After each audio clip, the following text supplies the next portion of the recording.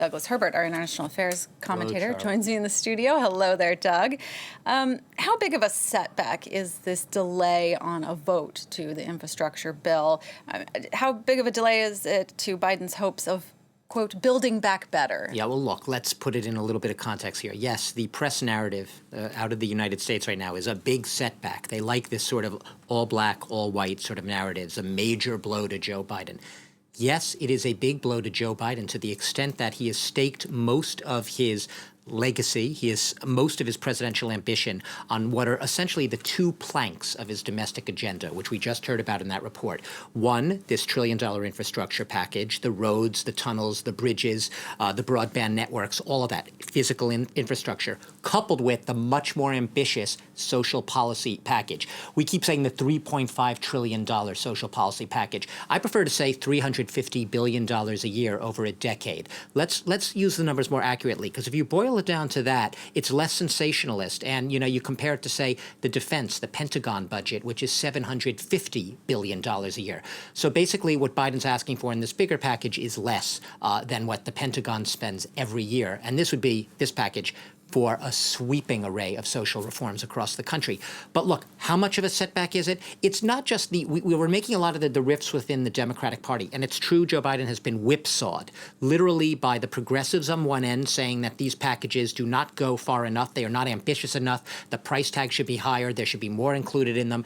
And these moderate, conservative-leaning Democrats, and there's not that many of them, right? We're talking one or two. Joe Manchin of West Virginia, Kirsten Sinema of Arizona. Even if you're not American, you don't follow American politics, U.S. politics, these names have all of a sudden become almost international household names because they are such standouts opposing Biden's agenda, and they can bring it down. He's being whipsawed here, but let's not forget, for all of the rifts and the internal strife within the Democratic Party, you also have the much larger issue of partisanship, fierce divisions, partisan divisions in the Capitol, which has brought about tremendous Republican resistance. Do not forget that Joe Biden is trying to do this in the face of almost uniform, overwhelming Republican obstacle making. That is almost not a single Republican is going to be on board with this domestic agenda. That's making it much more difficult. And that's why the entire debate and everything we're talking about is focused on the Democrats, who have razor-thin majorities in Congress, cannot afford to lose anyone in their votes to get anything done.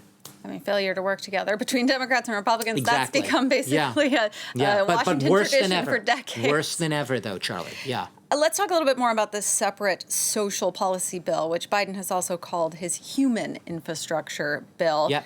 It would call for about $350 billion in spending per year over the next decade. It's also perhaps one of the most significant pieces of legislation in decades in the U.S. I will take that word and I will up your ante, and I will say it's one of the most transformative pieces of legislation that we have seen really since the Voting Rights Act, since the Civil Rights era, really, and even go back to FDR and the New Deal. It's on a par with those major pieces of legislation. Why?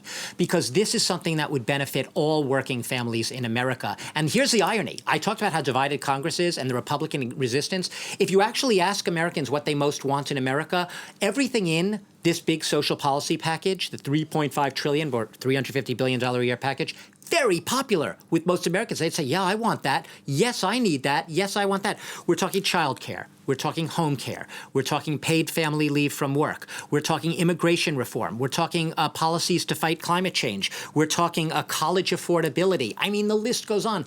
Everything on that list is something that would help average working class Americans. What's the problem with money? Problem's not just money, Charlie. The problem also has to do with what you see. Often these packages have a sop to the wealthiest Americans and the corporations. This doesn't really have that. In fact, what Biden's really doing is saying, not only are we constructing a package for the working class families in America and really targeted at them, we're asking the wealthiest to pay for it, and we're asking the corporations to pay for it. He's not throwing them a sop. That's enraging a lot of people in America, especially the wealthier people in America. There are a lot of wealthy people in Congress as well. A lot of wealthy donors who give to lawmakers as well, who don't want to be upset, and I'm sure are making that known. Douglas Herbert, international affairs commentator, breaking down this fight. Thank you so much.